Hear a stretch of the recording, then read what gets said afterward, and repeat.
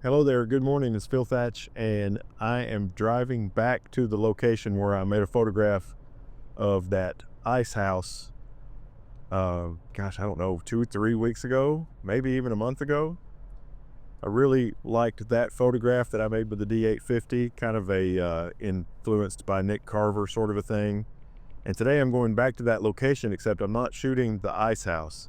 In the same gravel lot, there is some sort of a bank or a predatory lender, check into cash, payday advance. I'm not sure exactly, but I thought the building was really cool looking while I was there making the shot of the ice house. So I've decided to attempt to photograph it this morning. It's 6:33 right now. Sunrise is at 7:16, I think. So I'm going to try to get there and get set up. It's going to be a lot harder. Last time when I did the ice house, I set up as the sun was setting, which made things a lot easier because there was plenty of light while I was setting up. This morning it's going to be completely dark while I set up, so hopefully I can get this shot, and if so, this will be a video. Okay, I have arrived. Another thing I have to contend with this morning is it's 23 degrees.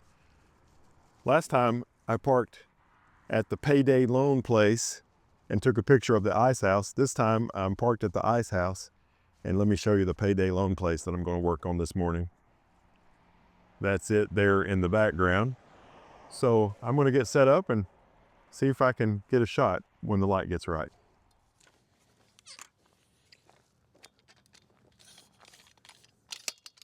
I'm kind of downhill from the building, and the building's 2 stories tall. So I'm really going to have to set my tripod up tall for this shot, I think.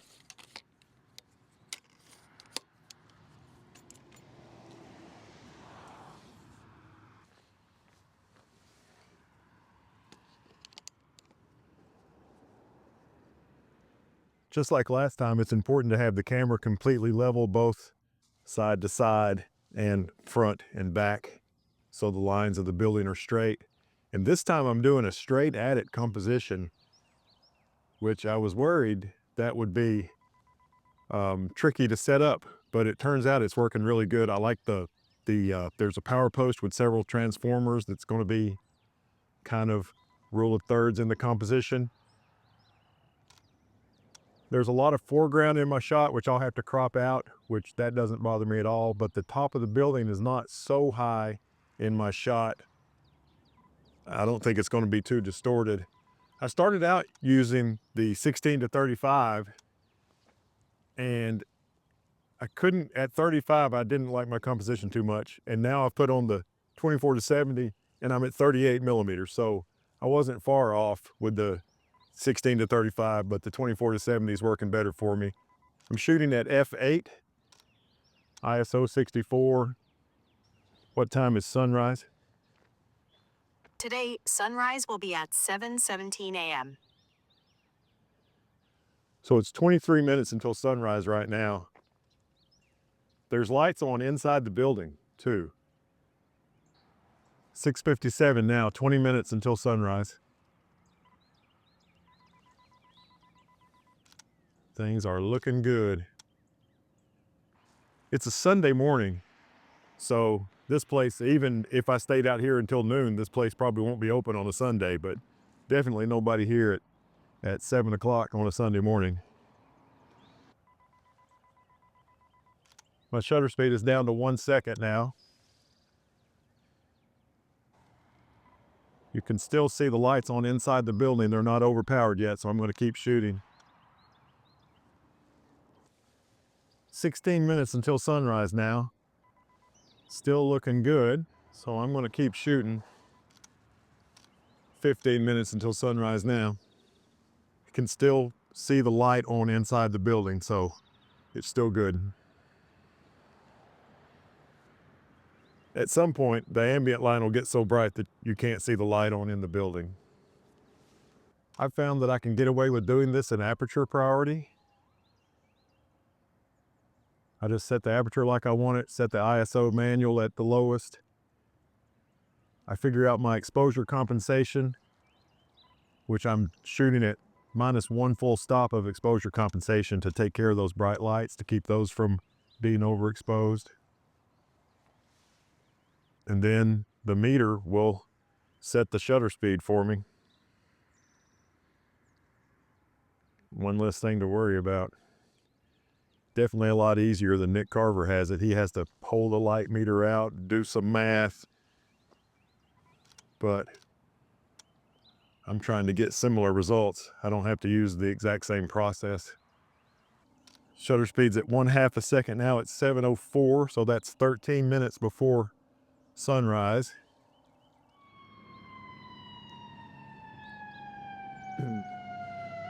Must be a fire somewhere.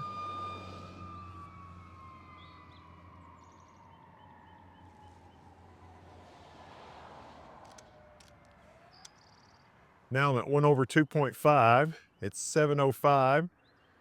So that is 12 minutes until sunrise. There's some really, really thin clouds, and I think we might be able to see in the shot some pink now. Yeah, just a little. Ooh, the ice house light just went off behind me. But the lights on the Tennessee Title Loan Predatory Lender building are still on. I just adjusted my exposure compensation from minus a full stop to minus 7/10 of a stop,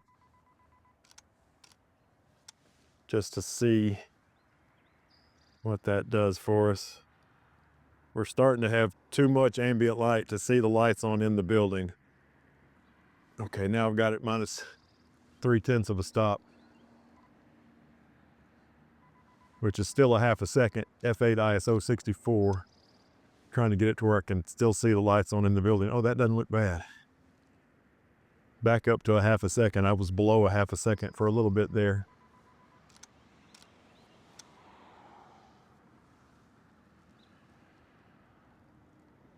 Oh, that may be it. That may be the money shot right there. Yeah, there's great color in the sky on that. The building looks good. You can actually see a little bit of frost on the roof of the building now that there's daylight on it.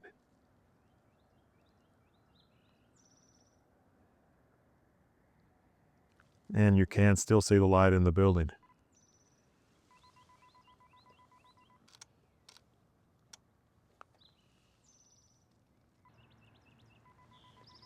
I've switched over to manual to keep the exposure time at 1/2 a second, because that makes it where I can see the lights inside the building.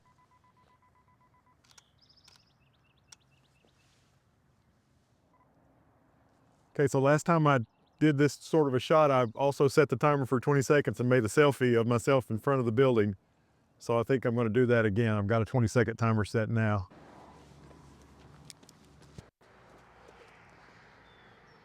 Whoa. Here's the first photograph of the Tennessee Title Loan Predatory Lender, and this one was at 6:51. Sunrise was at 7:17, so this is a pretty good bit before sunrise. All of these shots are f8 and ISO 64. This one is at 1.6 seconds. And, you know, I don't change the aperture any, but these light stars, the flare on these lights changes dramatically based on how much ambient light there is. Here at nearly half an hour before sunrise, there's lots of flare. Now it's 6:58 a.m. and the light has changed dramatically. Remember, this was 6:51, 7 minutes later, and look how much things have changed. My exposure has gone from 1.6 seconds down to 1 second. Remember, I was shooting aperture priority and letting the camera decide how long to make the exposure. At least I did that at first. In this shot, you can see the flare on these lights is still there, but much less noticeable. And you can start to see the frost. Remember, it was 23 degrees. You can start to see the frost on the roof of this building. This street light is still on. And I also want to point out that on this side of this sign, everything is working. The back side is completely destroyed. And the part of the sign is hanging down here. Other parts of it are hanging down here. If you're looking at this sign from the other direction, you can't read it at all. But fortunately, the side I was making a photograph on is still in fairly decent shape. You can see clearly that the lights are still on inside the building, and you can clearly see inside the building, which I think is fun. You can definitely also see that in the previous shot. So now it is 7:04, and remember, sunrise is at 7:17. This street light is still on here, and you can still see the frost. You can still see inside the building a pretty good bit. Not as good as in the first two shots. The exposure on this is 1/2 of a second. So it's gone from 1.6 seconds to 1 second to a 1/2 a second in this one. And this may be my favorite. This may be kind of the perfect exposure. You can see some pink in the sky. I think the only thing I like better about some of the later shots is you can see a little more pink in the sky. So now it's 4 minutes later. This is 7:08, and look how much things have changed. This street light has gone out, and we are still at a 1/2 a second. I think I've changed my settings to keep the exposure at a 1/2 a second. First, I adjusted it with exposure compensation, because on the first shot, I was minus a full stop to try to keep these lights from being overexposed, and more importantly, this sign from being overexposed. But as the sun came up, I needed less exposure compensation to keep this sign looking good. And eventually, I just went full manual and said, okay, I like it at a 1/2 a second, because the exposure was getting faster and faster, and you couldn't see the lights on inside the building. But at a 1/2 a second, you can still see the lights on the side of the building. The only problem is now that there's light coming up behind me, there's a lot of glare on these windows that wasn't there before. Also, you can see a pretty good bit of pink in the sky in this one. And now here's the last shot. This is the one that I set a 20-second timer, and I scurried over there and made my way into this shot. I just thought making a selfie would be fun. And this one has the most pink in the sky. I actually wish I had made a shot like this without me in it. I'm still at a 1/2 a second f8 and ISO 64, and this is at 7:12. So this is 5 minutes before sunrise. To get my composition right, I had to set my tripod really tall. I had to set the center column all the way to the top, and I should have used a 5-second timer instead of a 2-second timer. A number of my shots, when I zoomed in on them, you could see motion blur in this lettering. You could see it in here in these numbers. I took enough shots that I was able to find some that didn't have motion blur, but the one shot that I did with a 20-second timer definitely did not have motion blur. So when you have to use your center column as well as the legs of your tripod, it's never advisable to do that, but sometimes you just need that much height for your composition. And when you do that, use a longer timer than 2 seconds. You know, that camera has 2 seconds, 5 seconds, 10 seconds, or 20. And while 2 was helpful, it didn't help enough. So there's the shots of the Predatory lender there on Highway 58 in Chattanooga. Just really cool. I like the blue hour shot. I like the still pretty close to dark shot. I think this one is my favorite. It has the best balance between ambient light and the light on the building. This light here doesn't look too bright on the front of the building like it kind of does in this shot, and definitely does in this shot.